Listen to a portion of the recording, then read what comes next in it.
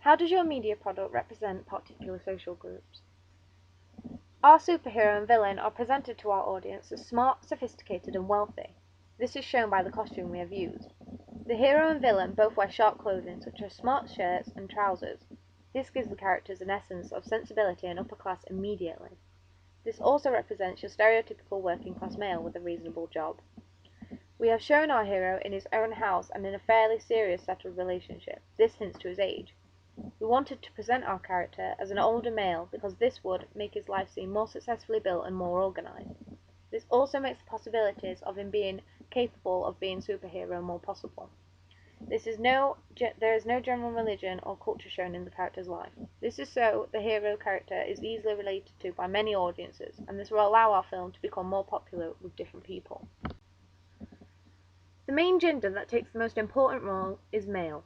We chose to have male as our main character as biologically males are stereotypically stronger, let's face it ladies, and are always seen to be more dominant reliable gender. Males are also very popular with being heroes and villains, as they are already naturally stronger than females, and then with added superpowers they become more of a threat or an advantage to have around. Examples of male superheroes doesn't come short, but just to give you a hint, there's Superman, Batman, Iron Man, and Spider-Man. This will also attract a female audience, as stereotypically the male superhero will rescue a damsel in distress, and women like this element of seeing a saviour for females in need, and this attracts them emotionally to the character.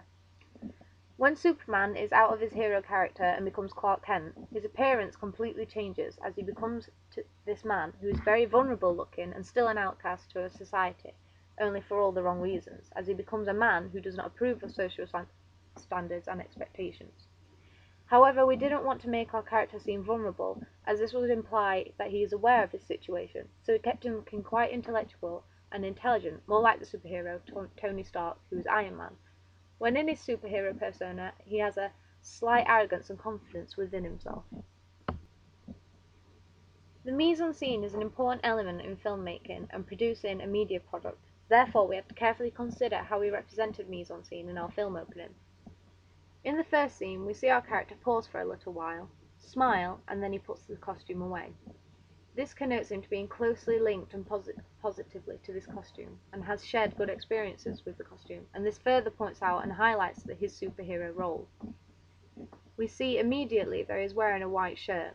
The colour white is associated with purity and goodness, and although the costume wasn't as bold and as brave as the Superman costume, we still intended to give our hero some significance and a costume that would help the audience identify him as a character.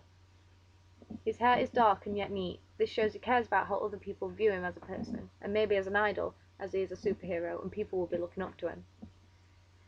The lighting in the first scene is coming from the back. We chose to use natural lighting to create more of a realistic morning effect and atmosphere for our scene. The lighting lights up his costume and lights up half his face. However, part of his face is still heavily shaded from being blocked from the light. This is where we first show indications of a darker side to our character. This also disables the audience to be able to see his full face and properly introduced to him. Therefore, this shows he could be hiding part of him that is not viewable to the public yet. We see the colour of the furniture is a light brown, and this is a reoccurring colour for the furniture throughout the whole of the film opening. This suggests some sort of order with his life and has a modern taste. We then see his alarm clock, which is a digital alarm clock, suggesting he is up to date with his surroundings.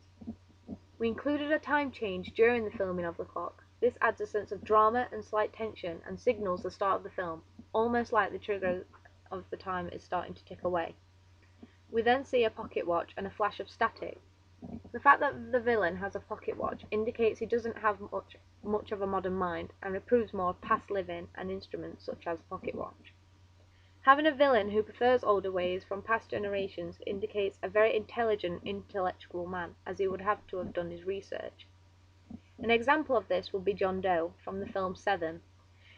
In this film, John believes that the 7 deadly sins are represented in modern society, and takes it in himself to fix the problem by making people suffer and try and force them to see the wrongs they are doing. This gives our character a sinister atmosphere, as he seems very old-fashioned and yet experienced and intelligent. The white static almost acts as a symbol for the audience, to symbol the appearance of the villain and to signal his presence. We use the static image because it creates a surreal image and disturbing image. This helps create the feel for the villain and his presence in general. When we see the hands of the villain, and we see that we are at a low angle, this makes us feel at the mercy of the villain, kneeling to his powerful, suffocating atmosphere, as the shadows swallow his face and body, disguising his appearance almost completely. This keeps the viewers interested and waiting to see the real identity of the villain. After this little snippet of drama, we then see the hero sitting down to have breakfast. This indicates that he is completely oblivious to what is happening, and also still suggests that he lives a normal, average life and is what society would class as an average guy. However, he seems to be completely naive about the whole situation of a villain being present somewhere. The big mirror behind him creates another perspective in the frame, allowing the audience to establish the surroundings more, as it reflects part of the room, and this helps create the homely feel, as the audience can see more of his setting. The room is also very well lit with natural lighting. This helps create a positive atmosphere for the hero as he is down to earth. We then see the very low lit room of the villain's secret room with his scrapbook wall. This shows that unlike the hero, the villain is very disorganized and intense with his work. Immediately, we are seeing contrast between the two. We gave the villain a secret room as stereotypically villains have a place of work they call a lair, where they do all their evil doings, such as Lex Luthor and Superman. This is a stereotypical code and convention of a villain. We see the villain pacing. This suggests he is a tense, stressed character, and this adds power, intense thinking to his character, and gives him the element of strength and fear, as he is presented as a scary character, and yet his violent nature makes him look aggressive and powerful. We see images of clocks on the wall. This suggests some sort of obsession and fascination, as that he has with the objects, or their purpose, as people often put posters on their wall of something that they really like and are interested in. This is another way of us allowing the audience to see more elements of his personality and character. We then see news clippings that reads, "Hero does it again." This is suggesting that part of the obsession he has is with the hero. By now the audience have been exposed to the identity of the villain, and now they can follow the plot more intensely, as we have twisted their expected appearance and in fact made the hero the villain. This will make our character more interesting as a whole and also makes him unpredictable. This will excite the audience. An example of this would be the Green Goblin in Spider-Man, as he has a freak accident which enables him to develop a mental illness and alter his ego, which is intent on creating chaos, and the real identity of the Green Goblin hides behind the friendly, well-known character known as Norman Osborn. We are then presented with a page of the hero's normal life as a lady walks down the stairs. This lady will represent the female gender in the film opening. Within the frame, she follows the rule of thirds. This makes her more pleasing to look at, as the rule of thirds makes her the main focus point in the frame. The lighting around her is natural and bright. This is a link to the hero and makes a slight link and connection between the characters. We again see the white static image signaling the villain, and then we see a shot of a pocket watch opening. This is a swift action, and I believe that this is being presented to the viewers as the villain's weapon, as he is taunting us with it, making quick, simple gestures, using the pocket watch, and that this shows that it's easy to use and threatening material. This adds surrealism to his character. The pocket watch opening is almost like a trigger of a gun going off, as it symbols something is about to happen with devastating consequences, from a small movement such as the pulling of a trigger on a gun or a flick of a Swiss Army knife. During the conversation between the hero and the girlfriend, the lighting is still well lit, indicating a positive atmosphere and natural conversation. The setting is still in the house, identifying that the two live together, but during the conversation she states that she has different parents. This is a clear statement to the audience that she is involved with him as a female partner. We then see quick images of all the villain's icons and logos in sped up frames. This reflects everything drawing nearer and becoming more of a threat as problems are catching up. This is like a scene of a disaster in an action movie. Everything feels as though it is happening all at once, and nothing seems to slow down. This keeps viewers interested and occupied with everything that is going on in the next frames, and this also gets pulses racing as we are leading up to a main event. This is a popular code and convention used in action films. We then see a real aggressive nature of the villain being introduced as he starts to show aggressive traits. He rips off papers on his wall as he begins to get angry and frustrated at the fact that he cannot access the powers of the hero, and him ripping down the papers is him expressing his hatred and deep emotional discontent with himself as he is questioning his abilities as a villain, as when he is in his hero state of mind, he is able to do what seems like the impossible to him. The villain, in a moment of outrage, flips the table, causing some sort of destruction to his surroundings, showing that he is a dangerous, strong, and powerful character who is unpredictable and has a temper. This temper could be his weakness and his strength, as he is able to produce a violent outburst causing some sort of destruction. A character who also has this same temperamental temper is the Hulk. This unexpected yet dangerous temper makes him a liability and a danger to people around him. This enables him to be stereotypically labeled as a villain. However, in the film Hulk, he has good intentions and is in fact a sweet, gentle character. However, our character does not have these kind-hearted interests, which don't allow his anger issues to balance out. The editing used was to highlight and represent moods and atmospheres throughout the film opening, and help make our film look more professional and fluent throughout. The titles we have used fade in and fade out, therefore they are slowly introduced to the audience for them to read, and then they fade out, giving them reasonable amounts of time to read the titles.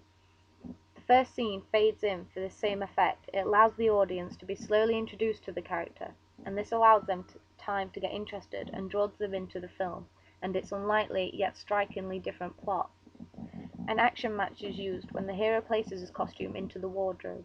This makes the action more fluent and also allows the audience to gain two perspectives on the same scene.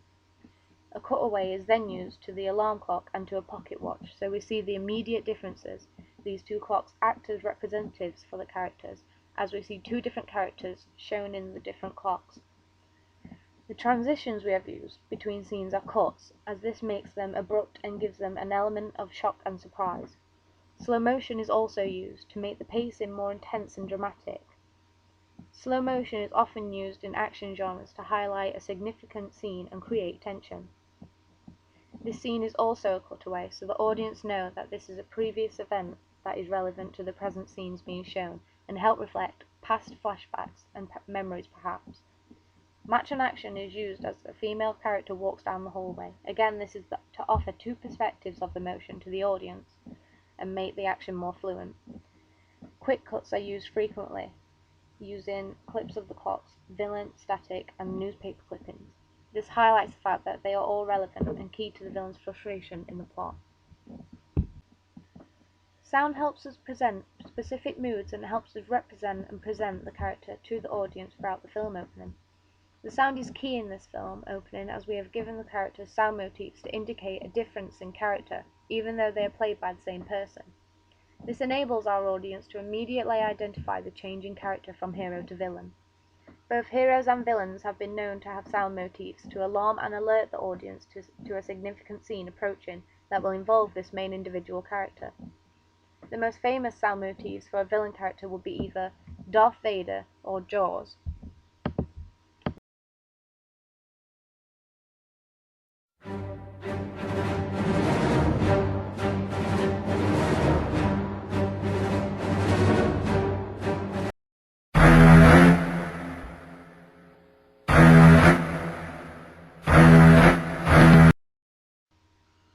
Both these characters are given a low-key, heavy sound motif, which immediately indicates the dark nature of these characters, and also allows the audience to embrace and feel the expectation and fear that other characters are feeling.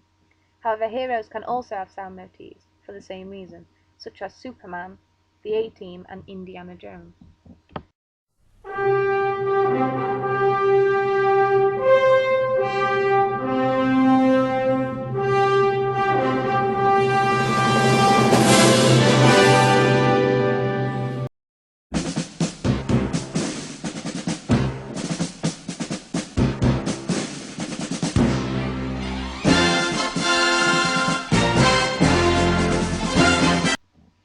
For our superhero, we used a soundtrack for his sound motif called "Fixing My Brain" by Brad Sucks. The music fades in and mainly consists of acoustic guitar. Acoustic guitar is known for its gentle qualities and for the down-to-earth material it creates. The instrument is a very urban, soft instrument which produces music of sorrow and love. both which we feel for the hero. The villain has a more advanced score of music for his appearance. This is to show him as a more complex, thought through, and different through different ways, and this again helps us highlight his unpredictability and his hidden away full character, as we only see snippets of his personality. So the music allows the audience to build a better picture of who the villain is and how he feels towards the hero. The main sound motif for our villain is a soundtrack which consists of a dark, low-key drone and creates an ominous tone, and because the music is in low key, this helps present our character as evil. Another element of sound used to highlight the villain is the clock ticking. This reflects the nagging feeling of not being able to control time and acts as a mocking laughter of a high school bully who is getting the better of you. The time is the bully, and ticking is its mocking laugh. The ticking also acts as a constant reminder of the focus point of the plot and important role of the clocks. The metal scratching in some of the scenes helps create an uncomfortable sound and adds an eerie, creepy feel to the villain. Because the metal scratches and creates this unnatural sound, this will cause a slight discomfort to the audience, keeping them alerted. The camera zoom noise also has a grainy, slow, irritating noise. This will again cause some slight discomfort in the audience and make them interested, as our audience we are aiming at will expect some sort of displeasure expressed through some scene, whether that be through mild violent scenes or exposing violent complex characteristics. Dialogue then takes place between the hero and female character. This is to add some sense of reality to our film opening and keep the plot feeling realistic, and will enable the audience to bond to the hero, as the villain does not make any dialogue throughout the whole of the film opening. The fact that the hero has to ask if he has plans on that night shows that he is not as organised as presented, and this is almost as an act of countertype, as he seems fragile and scrambled for an explanation on not being able to recognise or remember situations. During the conversation, the soundtrack/sound motif for the hero is playing quietly in the background to still represent his present and still create that relaxed atmosphere. When the villain began to become frustrated, we started to allow the recorded sounds to be heard, such as the paper ripping off the walls. This adds intensity to the motion, as we can hear it happening. The table being flipped is also a raw sound. This loud crash can resemble this man's world falling down, crashing to the floor, as he is starting a war with himself, which he perhaps doubts he will win. The closest thing that the villain has to dialogue in the whole of the film opening is a hearty desperation scream, which he lets out during his frustration and in this moment of anger flipping the table. This adds more aggression to the scene, and the scene becomes raw material as the violent nature of the villain is exposed to the audience. To present our character, camera angles and movement were highly considered, and we took great care in what techniques we used. The first scene is a side angle shot. This is to show the character and part of the setting immediately, so the audience can start to get settled and comfortable as they start to get into the film. A wide-angle shot is used in the same scene from behind the character to introduce more of the character and mainly the settings to the audience. This again will help the audience to adapt to the scenes that they are being shown. A close-up is used on the alarm clock to highlight its significance in the whole of the plot. When the villain is spinning the pocket watch, we took this at a low angle. This makes the villain look powerful and superior compared to the audience. This will intimidate the audience, as we are making them seem weaker individuals and will feel instinctively threatened by this character. A wide-angle shot is used as the hero eats his breakfast. This is again so we can see most of the setting and allow the audience to settle in with the character. This also enables us to capture the mirror in the frame, which offers a new perspective with the reflection. This could symbolize the double personality and perspective that will be shown throughout the film itself. A side-angle shot is used as the villain paces. This is to make his stride seem more time-consuming and achieving, as we see where he is walking to and from. Considering that this is only a little distance, this adds to his insanity and craziness. A slight panning shot is also used, as the audience is allowed to follow him where he walks, and this will highlight and define the pointlessness of his painting and make him seem even more crazy. A zoom in is used on the newspaper clipping. This adds significance and importance to the newspaper snippet, and the fact that the camera was handheld for this scene means that we have the camera shaking slightly, making the scene feel more human and makes the audience feel more involved and related to this character's obsession, and this creates better understanding for the audience. A close-up of the watch is used, as This allows the watch to become a main focus point, and also this makes the watch look small and quite fragile. The fact that it's shown so often makes it seem so powerful and controlling.